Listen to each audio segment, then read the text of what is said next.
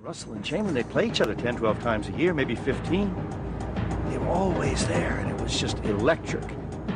That 77 championship series between Portland and Philadelphia was a perfect contrast. The individualism, the showmanship of the 76ers, and the quiet, reserved teamwork of the Portland Trailblazers. I didn't fear anybody, but I feared Larry because I knew his will to win was just as high as mine. Each and every game that we played against Detroit, we considered a war. We had a lot of fights with them. We always won them.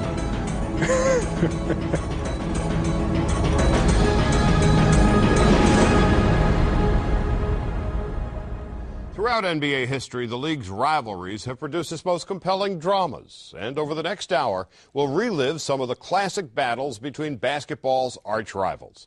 We'll look back at the memorable matchups, not only between teams like the Bulls and Pistons, but also between players, including Larry Bird and Magic Johnson. But we begin with the league's first great individual rivalry. It had everything. It was the irresistible force against the immovable object. It was overpowering offense against dominating defense. Quite simply, it was Wilt Chamberlain against Bill Russell. The rivalry between Chamberlain and Russell was something that I don't think any sport, any team sport, has ever had. We'll go over the history of the NBA, the first 50 years. That's probably as dramatic a matchup as you've ever seen any time. It was a classic confrontation. The greatest offensive player ever and the greatest defensive player. In 1956, 6'9" Bill Russell took the court for the Boston Celtics, and basketball would never be the same. I went around my man, go to him for a layup, and he blocked a couple of shots on me. And then the next time I got around him, I missed a layup looking for him. He would shut down the basket, completely shut it down. Every shot went up, he took it away. Russell blocked shots without blocking them because people wouldn't take shots because they were afraid to take them. He changed the whole game. When Wilt Chamberlain joined the Philadelphia Warriors in 1959, he didn't seem too concerned with Russell. I think it would be a period of orientation for me, across like it is for every newcomer in the NBA, but I think in the long run I'll be able to handle myself man-to-man with almost anyone in the league. The 7'1" Chamberlain statement would prove to be an understatement. His size and his strength and his athletic ability, he dominated the sport. You've never seen anything like it before or since. He averaged 50 points a game one season. That's his average, 50, every game. Wilt and Russell were each brilliant in their own way. They gave a face to a sport struggling for an identity. They were the league. People paid to see Russell and Chamberlain because that was the great duel. It was like two titans of the game meeting, and you'd have headlines, Russell versus Chamberlain, and the papers and the fans and everyone played this up. They were household names. They were on the cover of magazines. It seemed to me, every Sunday, we'd be on national TV, and I'm playing against Wilt. And at that time, there were 3 channels. So the percentage of the population that would see it was much greater than like now when you got 500 channels. But as they began to wage their battles on the court, they became friends when they stepped off it. He'd come to my house at Thanksgiving, and he'd bring Sam Jones and Casey Jones, and they'd have dinner. My mother would cook them dinner, and then Bill would go up to my bed and fall asleep. When he'd come back down, my mother would say, "Now, William, you take it easy on my son tonight." They'd go out there and they'd beat us instead, and then, my mother would say, "Bring on, invite him to dinner, no more." No more. But the same thing, we used to go to Boston. We were very, very, very, very close. He kept getting these good salaries, and so, wait a minute, if the money's out there for him, it's got to be out there for me too. He asked for $1 more than me. He told the Celtics that whatever Wilt signs for, I want $1 more. Came over the radio or something that Wilt had just signed a contract for $100,000. When we heard this, I was talking to Red Auerbach, and we were talking about my contract for the next year. That does it. I know what I want for next year. He says, "What?" I said, "I want $100,000 and $1." And then Boston paper had the very next day almost, Russ signs for 101. And so I gave Russ a call, 101. I mean, you're so far behind here. I said, I signed for 300. And he was really angry. But ultimately, what made the matchup of Wilt and Russell so compelling was its complexity. Chamberlain was a scoring and rebounding machine, while Russell was not only the anchor of the Celtic defense, but the hub of their famed fast break. What I had to do is discipline myself to never get into a numbers game with him. In other words, if he gets 40, I gotta get 40. If he gets 30 rebounds, I gotta get 30 rebounds. Because then I'll be playing his game and not my game. And my game consists of doing things that made my teammates effective. It was not altogether the matchup that you've been hearing about over the years. Even though it was a great duel, they used their team. Nobody wanted to face me single. Nobody. Bill Russell or 5 Bill Russells. Russell was part of the team, inbred into the team, woven into the team more than anybody else that I've ever known, ever in any sport whatsoever. Chamberlain, he didn't understand the subtleties of the game in the way that Russell did, but he was such an overpowering physical figure that he could rule the game. In each of Wilt Chamberlain's first 5 years in the league, Bill Russell's Celtics won the championship. And in 3 of those seasons, they eliminated Wilt's Warriors from the playoffs. But Russell's titles only added to the debate about which player was better. Boston mythology holds that Russell could control Wilt. He would hold Wilt in check for 3 periods, and then with the game safely stowed away, Russell could allow Wilt to go dunk up a storm in the 4th quarter, grab some rebounds, come out with a statistical edge, and go away thinking he had outplayed Russell while Russell had won the game. The basic Chamberlain viewpoint was that Russell always had the better team, always had the better teammates, and that had Wilt been given Russell's teammates, Wilt would have won the titles that Russell won. The 7th game of the 1965 Eastern Division Finals between the Celtics and Wilt's new team, the Philadelphia 76ers, seemed to confirm the Chamberlain perspective. I scored the last 10 points. We were behind. I scored 10 points, and we had a few seconds to go, and we were about ready to dethrone them. The Celtics are leading 110 to 109. There are 5 seconds left. We got a 1-point lead, and we eyeball out of bounds. I did not trust anybody else to take it out but me. I wanted to take it out because I'd make sure that I could make a good pass. Now Russell he loses the ball off the support. Russell lost the ball off the support, and the ball goes to Philadelphia. We go, and all I could say was, guys, we got to do something. Greer's putting the ball on a play. He gets it out deep, and Havlicek steals it over to Sam Jones. Havlicek stole the ball. It's all over. It's all over. Havlicek steals the ball. I said, Havlicek, how lucky can you be? Bill Russell wants to grab Havlicek. He hugs him. He squeezes John Havlicek. Wilt was a Paul Bunyan figure, mythic in what he could personally do, but then every year he would get chopped down by Russell. And when that would happen, it would cause people to think that maybe Wilt was suspect. As this competition grew, they grew apart. They became kind of bitter enemies. The sports writers and the game itself pitted them against each other for so long that they started taking it personally, and it just destroyed a friendship. In 1966, Chamberlain again lost to Russell in the playoffs. But in 1967, Wilt's Sixers recorded the greatest regular season of their time. For Wilt, however, there was only one goal. When we played Boston, he would get irritated. And you know that he wanted to beat Russell. It wasn't about beating the Celtics. He wanted to beat Russell. And until that happened, you know, he wasn't a complete player. Wilt would finally get his revenge as the Sixers steamrolled the Celtics in the playoffs on their way to the title. Now the Celtics on the brink of defeat for the first time since 1956. Gamely trying, but they did not have it here in the second half. No one could say that, hey, someone with a lucky shot, whatever. I mean, we were the best team out there. We were better than anybody any year. Wilt now seemed on the verge of creating a dynasty of his own, as the Sixers led Russell's Celtics 3-1 in the 1968 playoffs. I can remember standing up before that 5th game and looking down at the Celtics practicing, and Auerbach talked about Russell in the past tense, how great he was. I don't want you to forget how good he was, Frank. It was over as far as they were concerned. And they went out and they won that game. They went back to Boston, and they won there, and Russell came back, and in the final game, the 7th game, Wilt didn't take a shot in like the last half of the game. It just began to crumble. Russell's title in 1968 was like a miracle, but in 1969, he seemed to have run out of them.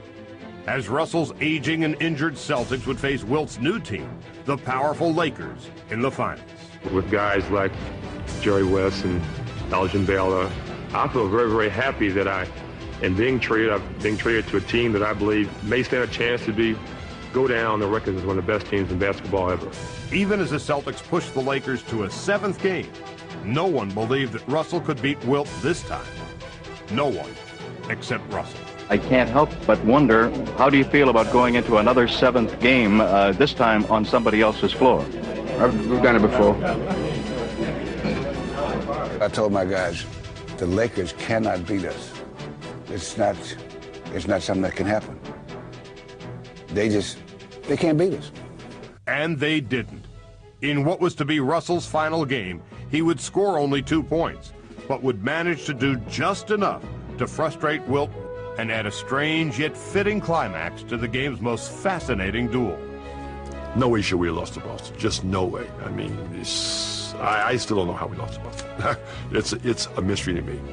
And the Celtics, they have done it again. A spectacular finish. Chris, I'm here with Bill Russell. Bill, this must have been a great win for you. Jack. One more time. I know it's hard to say what's in your mind right now, Bill. I decided early in my career, the only really important thing was to try to win every game. Because when you get through, they can't say, well, he was the best shooter, he was the best this, or he's the best that, or he was this guy's better this, this guy's better that. The only thing that really mattered to me was who won. I can look back on my career and there was 5 7th games. 5 times I lost with a combination of 9 points. Think about that. 7-game series, 9 points going the other way, I would have had 5 more world championship rings. But the only thing that I can tell you is that if Bill Russell walked down the street during those days and some average person saw him, you know what they would say? Hey, Wilt. And wherever he went, they all called him Wilt. It's the name they all knew. Now, how do you think you would have felt if you were like the hub of 10 world championships and people were still calling you by somebody else's name? In the early 1970s, the National Basketball Association was competing with the rival American Basketball Association. The ABA offered a flamboyant form of the game, and it had the sport's most entertaining star, Julius Erving. It wasn't Julius Erving, it was Dr. J, which meant when he got on the floor, on the court, he operated on guys. Without question, without any doubt, the absolute greatest forward that has ever put on a pair of basketball shoes. He wasn't just its biggest star, he was the league. Then in 1976, in part to acquire the doctor, the ABA was absorbed by the NBA. When the leagues merged, Erving was acquired by the Philadelphia 76ers. Erving joined a 76er team that was as wild as he was. They are the Philadelphia 76ers, the greatest collection of individual talent ever assembled on one basketball team. The 76ers were really the team, I think, that really brought that other style, brought that other energy into the NBA. Because not only did they get Dr. J, they also had George McGinnis, who was also a very free-flowing kind of player. They had Darryl Dawkins. So the 76ers were really like this traveling circus. I had the rub roaster, the bun toaster, the turbo sexophonic delight dunk, which you go up, swivel your hips a little bit for the girls. People used to get mad, and this is no lie. People used to get mad when they missed our layup line. Before the game, this is warm-up before the games. We were doing some crazy things. As the Sixers' popularity began to spread, they acquired a national following. Every city he went to was a sellout. And when you get to that arena, fans were rooting for Dr. J, but rooting for their team. And as long as they saw the doctor perform and do something spectacular, they went home happy. He put a little extra one on that one. On the other side of the country in the Pacific Northwest, there was a distinctly different team making a mark. The Portland Trail Blazers, a franchise just 7 years old, was finally shedding its expansion skin and coming into its own. And they were doing it thanks to a completely different kind of star. There have been basketball players more talented than Bill Walton, and there have been basketball players more unselfish than Bill Walton. But there's never been a player so talented and so unselfish. And the Blazers perfectly mirrored their counter-culture center. We had an incredibly intelligent team that loved to pass the ball and really had no ego problems on the team in terms of who got the statistics, who got the recognition in the paper. Portland would manage to upset their way through the Western Conference playoffs. And when they arrived at the NBA Finals, they met their polar opposite, the Philadelphia 76ers. That 77 championship series between Portland and Philadelphia was a perfect contrast in all the different elements in society and culture that were going on. The individualism, the showmanship of the 76ers, and that quiet, reserved teamwork of the Portland Trail Blazers.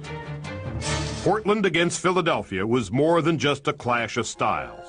It was a difference of philosophies. I thought this was a moral war of a team that played the game right against a team that represented every evil that we then knew possible in sport. Portland, with the Sir Galahads, Walton, all these guys cutting off Walton. I thought it was essential that Portland win to save Western civilization. But the Blazers were again huge underdogs, and right from the opening tip in Game 1, it seemed like Philly's freewheeling style would prevail. Tip goes to McGinnis, quickly to the doctor. Well, that's one way to start a ball game. Bill Walton, those guys, I know they was looking at him like, could you believe this? In the first two games, the 76ers would overwhelm the Blazers. There's Davis. Six came from behind the block. Collins back. Collins off now. Dawkins. The whole Philadelphia 76ers, the whole aura surrounding them was one of intimidation. Intimidation in terms of they had so many athletic players who could do so many things. Although the 76ers won both games, something significant occurred at the end of Game 2. Inside. Dawkins just yanks Gross down to the ground and jumps back up. Richie Powers is pushing Ramsey away. And now Gerald Dawkins and Maurice Lucas. Somebody do something. Lucas stood up to Dawkins. Dawkins didn't want any part of Maurice.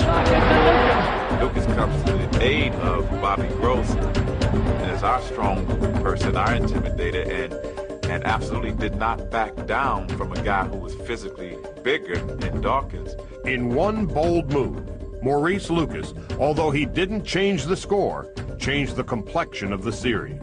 Instead of being intimidated now, we were angry and we were ready to fight back. But the fight not only boosted Portland's spirits, it demoralized the 76ers. Darryl was very upset. He felt like that we had allowed Maurice Lucas to hit him in the back of the head. We had guys upset over their playing time. So things weren't good in our locker room, even though we were winning. The series shifted to Portland, and soon too with the momentum, as the Blazers began to play their game. What's it to Walton? What a pass by Borzik. Blocked. Walton. Picked up by Lucas. Down to Johnny Davis. Drives the middle. Look at him go. I thought that they dissected us pretty good. They broke us down. They found out where our weak links was, and they continued to attack us. 9:30 to go.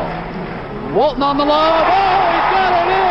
And Walton would make sure the Blazers would even the series up at 2. What a sequence for the Blazers! Walton again, twice at the basket. I can't believe that first play. The performance of the Trailblazers was probably the best team basketball that I had ever been around. Back in Philly, the Blazers kept their 5-man onslaught going. Top of the screen, and Walton rolled off the pick beautifully. And the 76ers had no answers. We were not a close-knit team. It's not that we didn't like each other or there was great, dislike or anything. We just didn't have the wherewithal to pull it all together. But back in Game 6, with his team facing elimination, Dr. J would heroically try to lift his team as only he could. Goes to the foot race, and here he comes. Doctor looks for daylight with meaning. He took that to the hoop.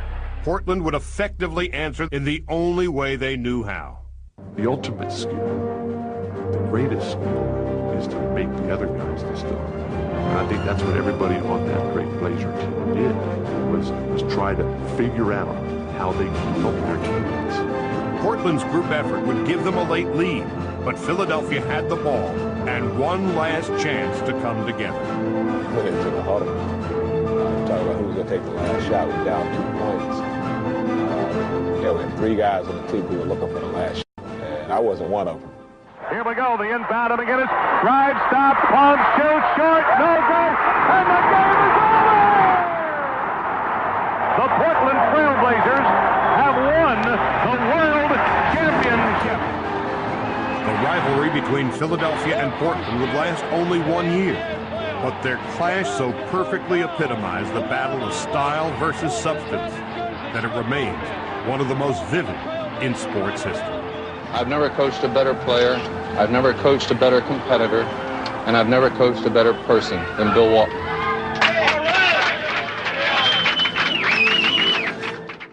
Everything that I always wanted in myself, to believe in myself, you know, here's the guy, I'm looking right at him. And I always get excited about talking about Larry Bird.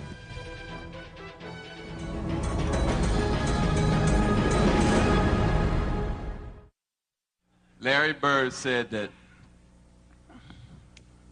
there would be another Larry Bird one day. And Larry, there will never, ever, ever be another Larry Bird.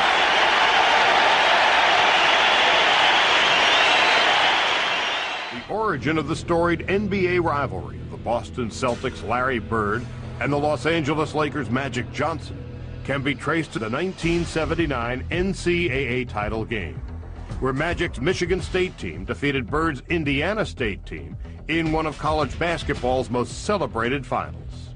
The meeting would eventually become more significant than the outcome, as 7 months later, Magic and Bird would join the NBA together and begin to energize a league that was waning in popularity. Comes Magic, a beautiful pass by the rookie. Magic Johnson, a 6'9" lead guard. I've never heard of things like this. Magic is straight down the middle, still going, Oh! Highlight film! Larry Bird probably should have been a power forward. He was like the lead guard. Advantage, Bird on the drive. Look at that pass. Oh, what a show! Oh, what a show! These guys changed the game. In his very first season, the 20-year-old Magic would lead the Lakers to a title. And the most valuable player is Magic Johnson. He starts at center, plays forward, and Bird would respond the next year as he brought championship glory back to Boston Garden.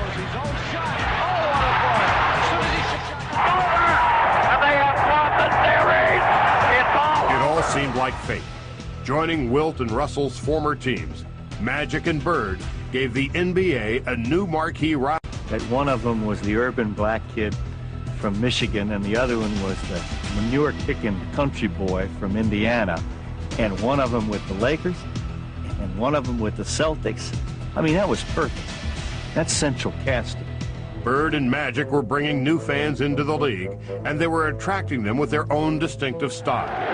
Bird embodied the essence of the blue-collar player. The fans could sense his leadership, his hustle. He'd dive on the floor. He'd do whatever it takes. While Magic personified showmanship. Beautiful! He had a passion, simply a passion, an incredible passion to play basketball. He loved the game. He felt fortunate playing the game. He was playing a game that men were being paid at, and he was treating it like it was a kid's game. He used to wear it out on his sleeve. He let everybody know how happy he was in playing the game. Despite their outward differences, Bird and Magic were kindred spirits. They were throwing themselves into the game absolutely, totally, completely, hopelessly. And in that way, I think they kind of brought you along. They were saying, come on the court with me. I'm going to play a game of basketball with you. They have different personalities and different backgrounds, but their value system when it came to what it took to be part of the team was identical. But while the public was embracing these two stars, they were warily stalking each other from 3,000 miles away. Yeah, I kept track of every game he played in. I really didn't care what anyone else did. I always checked to see what Magic was doing. I was always trying to keep up with the things that he done. I wanted to make sure he wasn't getting too far out in front of me. You know, I had to keep him in sight every day, every score, you know, what he scored, how many rebounds, how many assists. Your person you measured yourself against was Larry Bird, for me. Finally, in 1984, Magic and Bird would play for the title, and the entire sporting world was watching. Hey, they won the East, we won the West. So it's like everybody just get ready, sit back, and let's enjoy it. Magic and the Lakers would capture 2 of the first 3 games. They're running the Celtics off the Boston Garden court. And it looked as if they would run away with the series. This has to be one of the most decisive routes in championship game history. But the usually quiet Bird would issue a bold response. You know, we got some great players on this team, but we don't have the players with the heart sometimes that we need. And today, when you see Magic slapping high fives and guys going behind their back and shooting layups on us all day long, it seems that somebody would try to put a stop to it. And until we get our hearts where they belong, we're in trouble. In lines the next day was Celtics play like sissies, because like what Larry said. And it was like the most incredible thing, because we saw that article, and it was like we couldn't wait to get back. Here's Kareem, outlet to Worthy, rammed it. And you knew this was going to happen. You could see it coming. I was the leader of the Boston Celtics, and I knew that. My teammates knew that. So they was looking for direction, and that's what I tried to give them. Led by Bird, the Celtics would push their way back into the series. Here's Magic, off the mark. Lakers had several chances, and here's Larry Bird chugging down the court. And Larry Bird, for his credibility and for his highlight and for him to be who he was, he had to beat Magic Johnson during that particular series. But while Bird rallied his Celtics, Magic faltered in the series' crucial moments. To be sure they won't let the time run out this time, as they did in Game 2. Magic takes the ball, and Magic throws it away. Look at this. 3 seconds, intercepted by Perry. The Lakers trying to cut it to 1. And he loses it. I pride myself in being one of the best players to ever play in this game in the clutch situation, in the pressure situation, and I didn't come through for my team. The Celtics would beat the Lakers in 7 games. The Boston Celtics are the NBA World Champions. And while Bird basked in triumph, Magic was left to shoulder the blame.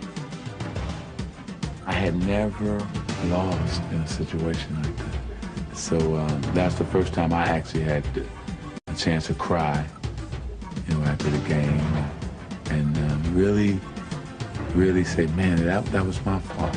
You know, I'm sorry. You know, you turn to the guys. The 1985 finals would provide Magic with an immediate chance for revenge. And this series, he would be the one to rally his team. Great assist for Magic Johnson.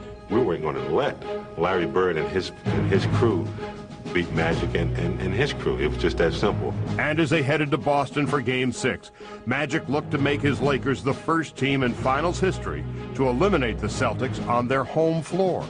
Coming in the Boston Garden and the old building, and seeing Red sitting up there, just knowing that the crowd, you could just feel the crowd. I mean, everybody's sweating already. The game is still half hour away.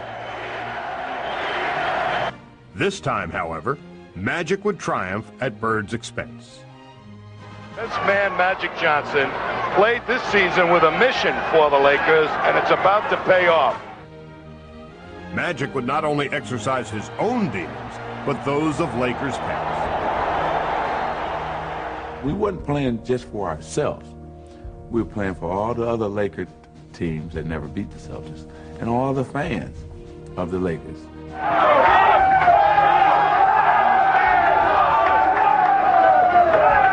What do you think the differences were this time around for this team, Magic? We didn't make the mistakes. They came back, but we held them off every time. Does America believe in magic? You bet we do. Bird and Magic had taken a rivalry of the 60s, added the showmanship of the 70s, and created one of the most magnetic duels in sports history. It was almost surreal because we were in the middle of this this great tug of war, and you really didn't have an idea who was going to win. Okay, can we proclaim Larry Bird the greatest player of all time? Okay, I wrote that story in 85, 86. Then we all watched Magic in 86, 87. Well, should we rewrite that now? Yeah, I think I probably wrote that story too. Each season, Bird and Magic seemed to push each other to new heights. In 1986, Bird won his third consecutive MVP and the title. In 87, Magic would be named the most valuable player, and he would face Bird in the finals one last time. When we caught them in '87, we knew they were hurt. We were younger, and we had a little bit more firepower.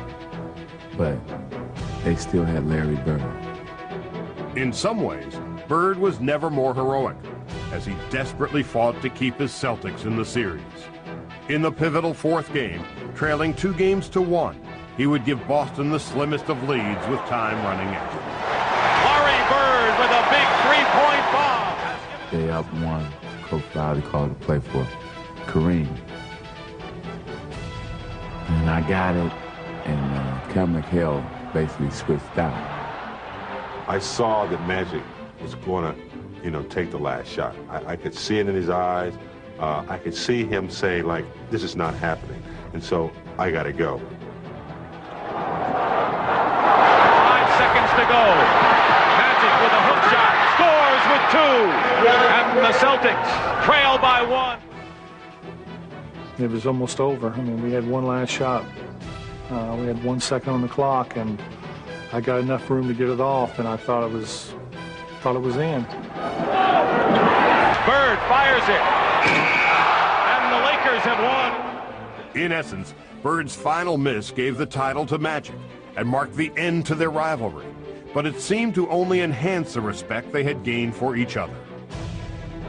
Magic's just a great basketball player. He's the best I've ever seen, Unbelievable. I don't know what to say. Everything that I always wanted in myself, to believe in myself. Here's the guy. I'm looking right at him. And I always get excited about talking about Larry Bird. Between them, Bird and Magic would capture 8 titles, and at least one of them would appear in every final during the 80s. But the decade-long battle that they waged would ultimately unite them. They played not just to focus the spotlight on them, but to raise the level of the game. I think they both understood that, valued it, and pursued it their entire careers, and they could not have gotten it to the level that each did without the other. And last but not least, this is mine, and I signed it to you, to the greatest basketball player ever, but more important, a friend forever. And I appreciate that.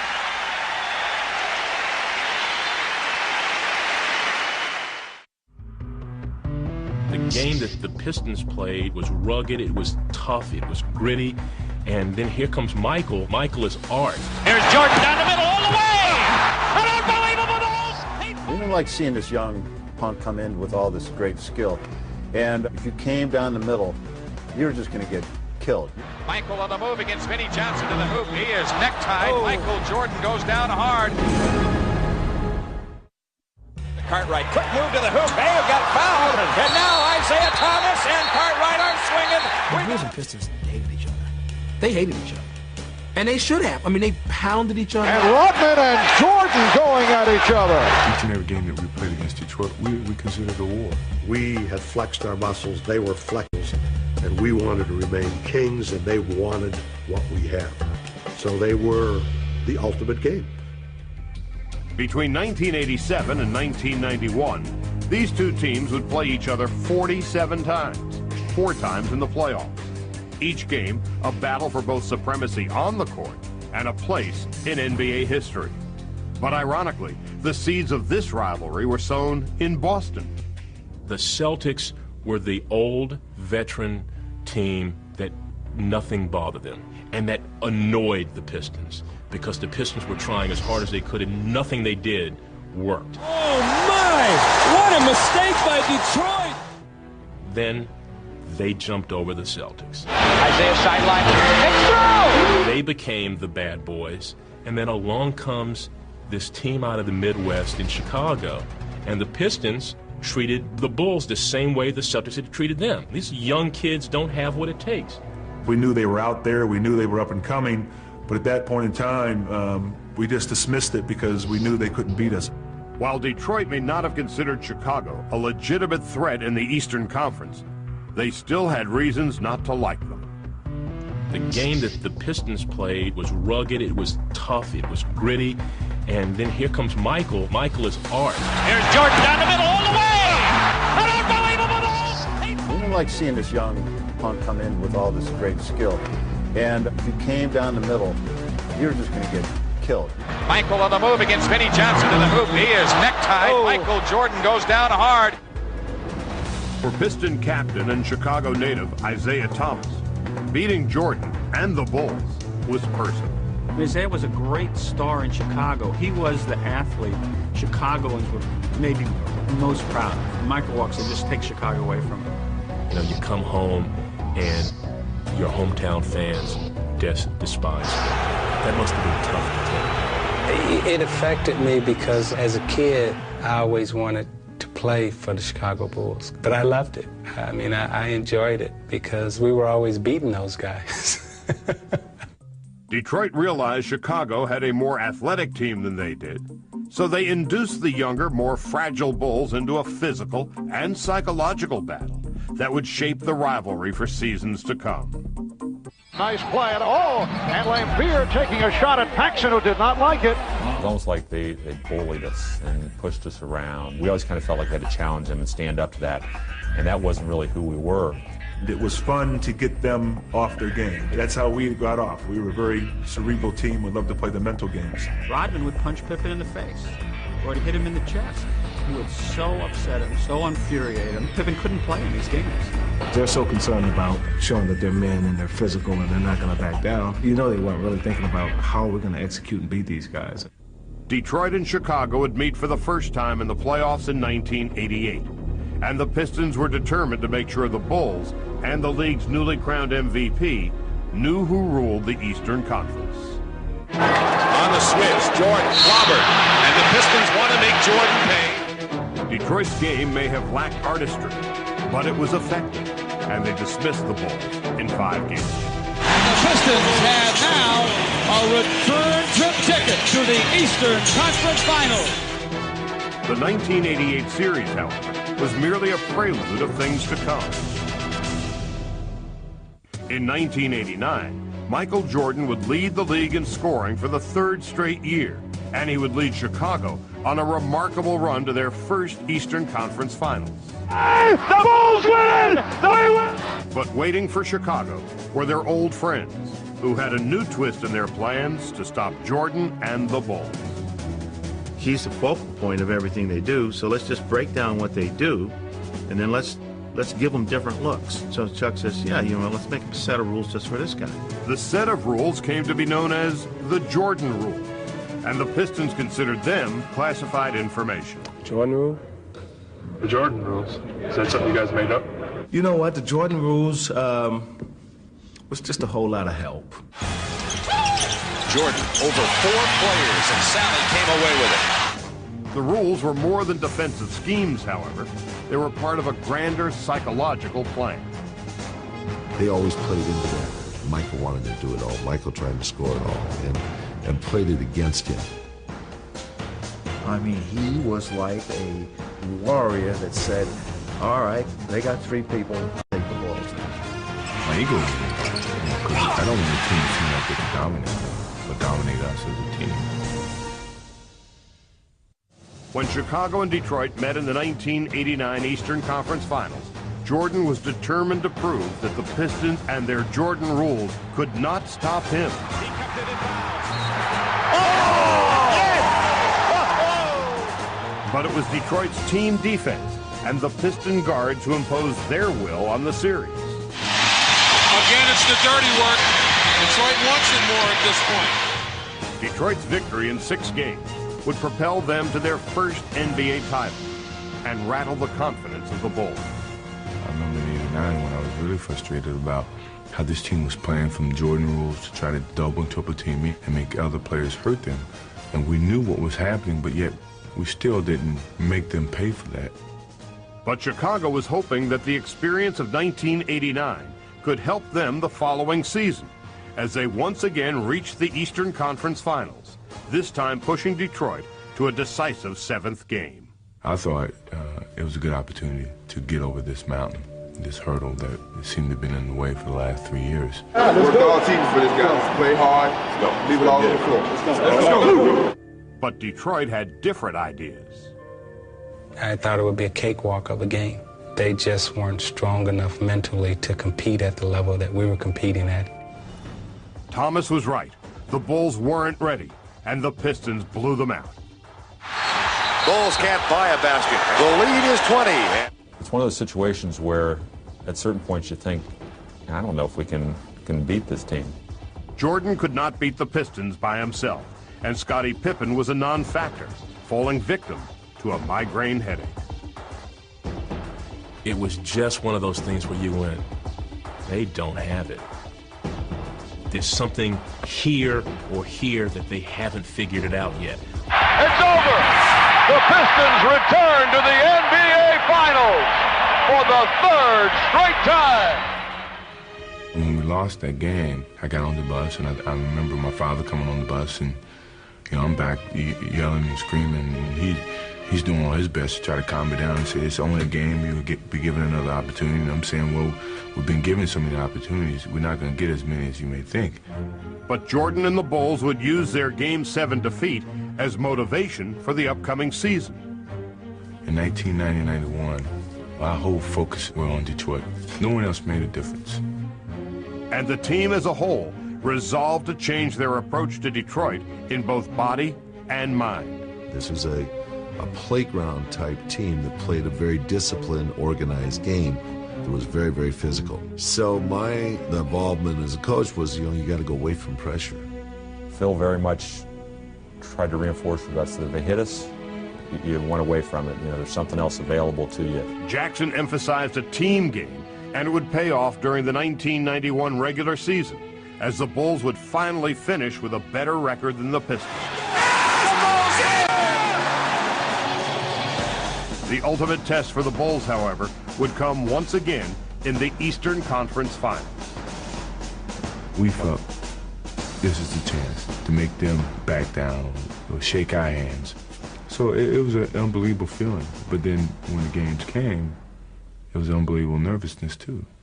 The Bulls were anxious to prove that they had learned their lessons well and began dismantling Detroit from the outset. Hurt right ahead to Jordan. Michael with the drive in on Vinnie Johnson all the way to the hoop and lays it in. Great look.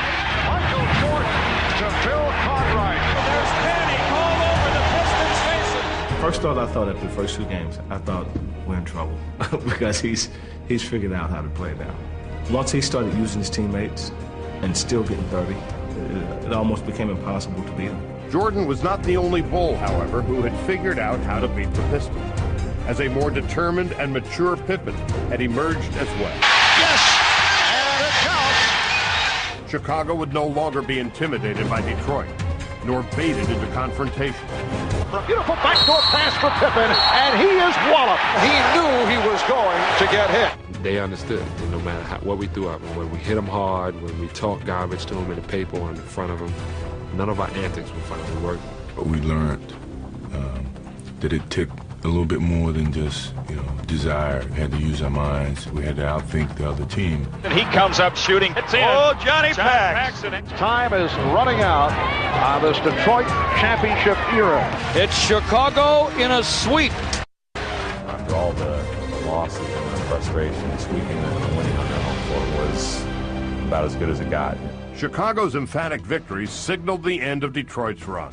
But even in defeat, the Bad Boys managed to keep the rivalry alive by refusing to shake Chicago's hands as the game ended. They left the bench, although there's 7 and 9/10 seconds remaining.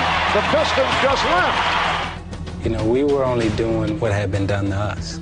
When we beat Boston, their starting 5 just left. They just walked out of the building.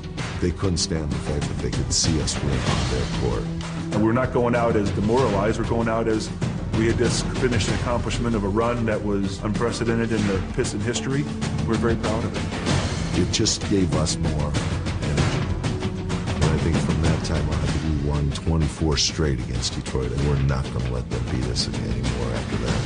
The Pistons would never challenge the Bulls again, but Detroit's 4-year battle with Chicago would prove invaluable in molding the Bulls into 6-time NBA champions. The hurdles were very, very difficult, but I'm very happy that we went through those circumstances because it taught us to understand what winning was all about.